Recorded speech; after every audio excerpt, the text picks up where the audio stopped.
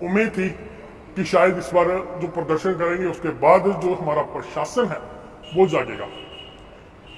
एक तरफ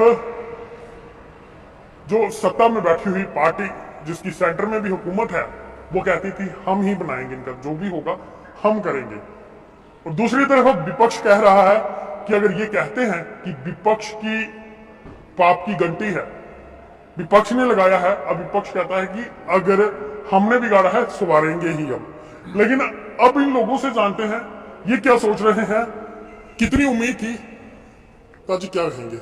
उम्मीद थी पहले ही भाजपा पे, अल्टीमेटम था 10 तारीख का, अब इलेक्शन 9 सोच रही है, कोड ऑफ कंडक्ट लग चुका है, क्या कहें। विकास जी, में बड़ी बार हम अपने चैनलों पे आपके माध्यम से कह चुके हैं कि बीजेपी के बहुत सीनियर नेता हैं देवेंद्र सिंह राणा जी, जो पहले कभी एनसी में हुआ करते थे। उन्होंने एक बार मीडिया में ये बोला था किसी भी पॉलिटिकल पार्टी में इतनी विल पावर नहीं है कि डेली वेज का मसला हल हो, जब भी हल होगा एलजी प्रशासन में होगा।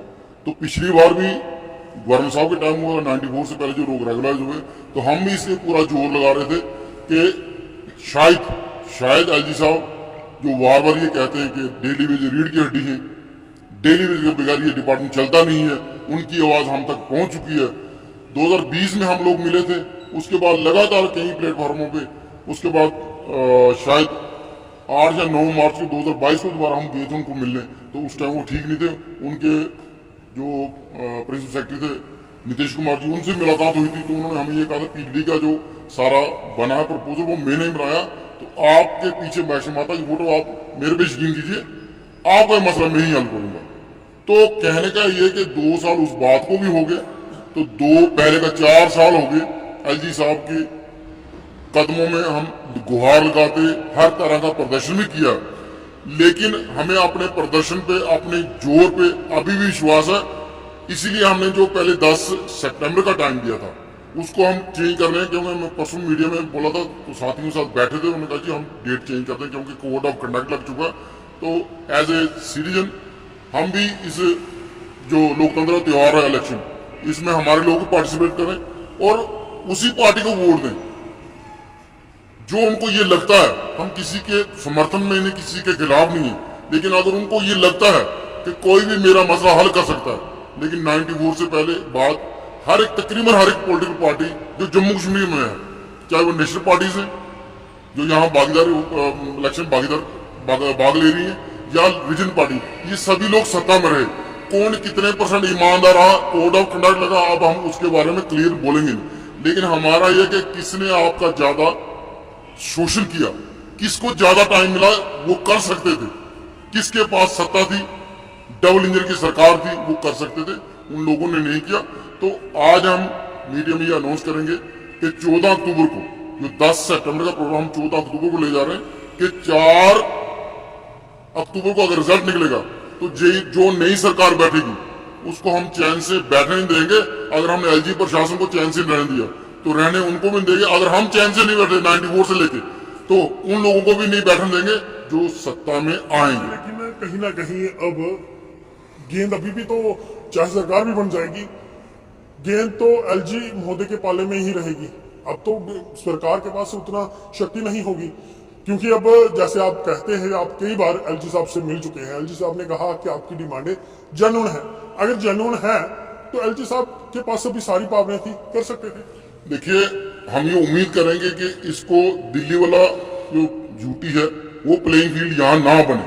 हमारा मुद्दा एक इंसानी मुद्दा है, इसको कोई भी रंग ना दिया, ना पॉलिटिकल रंग दिया जाए, ना इसने लगाए बैकडोर, दिस डोर, ये सब चीजें अब खत्म हो गई। जब बैकडोर थे हम, तो पीडीपी को बीजेपी कोalition सरकार ने SRO 520 बना के हमको एक ऑथेंटिकेट कर दिया। उससे पहले भी 2014 में हमारे चीफ इंजीनियर साहब, कश्मीर के चीफ इंजीनियर साहब, उन्होंने लिख के दिया कि ये लोग हमने लगाए, जरूरत के मुताबिक लगाए।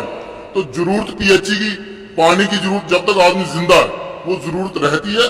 तो आप ये हमने बड़ी डिटेल में बता चुके हैं, ऑफिसर भी ये कह चुके कि ये रीढ़ की हड्डी है, एलजी साहब भी कहते हैं रीढ़ की हड्डी है। माननीय कोर्ट ने भी 4-5-6 केसों में ये कह दिया कि इनको आप पार्ट टाइम सिस्टम में नहीं रख सकते।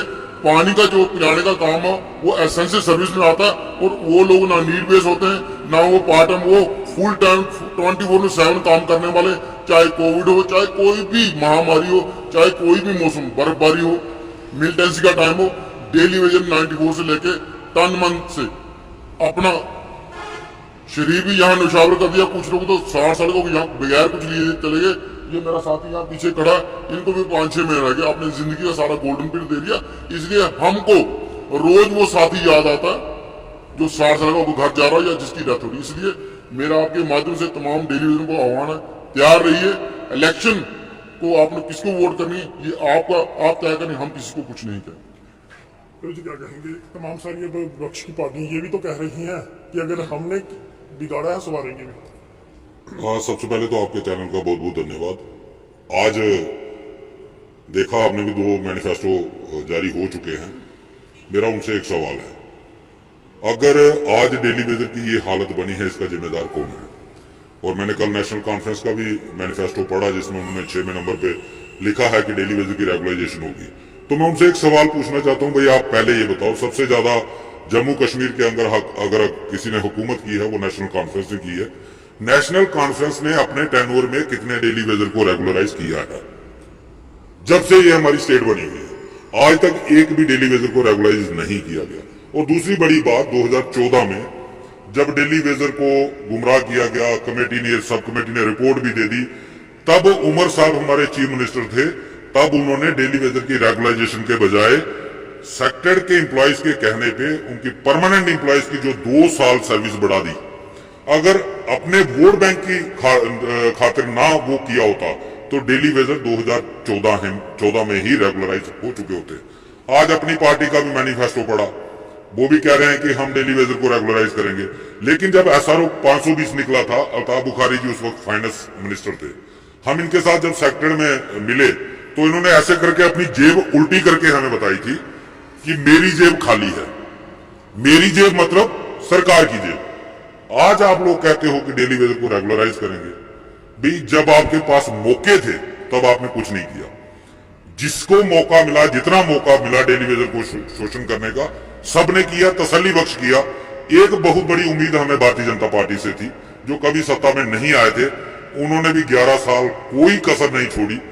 बाकी वाले तो साल में 8-10 वेजेस दे देते थे, साल में 1-2 वेजेस पेंडिंग रहती थी। और भारतीय जनता पार्टी के समय में हमारी 17 महीने की पेंडिंग हो गई। और आज शायद उनका भी मैनिफेस्टो आने वाला है। अब वो भी लोगों से राय ले रहे हैं मैनिफेस्टो बनाने के लिए। और हमारे भी बहुत सारे डेली वेजर लोग उनको मिले भी हैं, मेमोरेंडम भी दिए हैं। मुझे लगता है कि वो भी मैनिफेस्टो में रखेंगे। लेकिन उनके पास भी बहुत बड़ा मौका था, उन्होंने भी नहीं किया, जिससे अब मैं तो भरोसा नहीं कर सकता किसी भी पार्टी के ऊपर। क्योंकि जितनी भी पॉलिटिकल पार्टी हैं, PDP, Congress, national conference, panther party और बीजेपी, 5 की 5 बड़ी पार्टियां और सबने सत्ता का सुख भोगा है। लेकिन डेली वेजर को सबने as a football, as a vote bank की तरह इस्तेमाल किया है। अब इन पे किसी पे भी कोई भरोसा नहीं है कि ये लोग आएंगे तो डेली वेजर के साथ इंसाफ होगा। हाँ, डेली वेजर के इंसाफ तभी होगा जब डेली वेजर एकजुट हो जाएगा। उस दिन डेली वेजर के साथ इंसाफ जरूर होगा।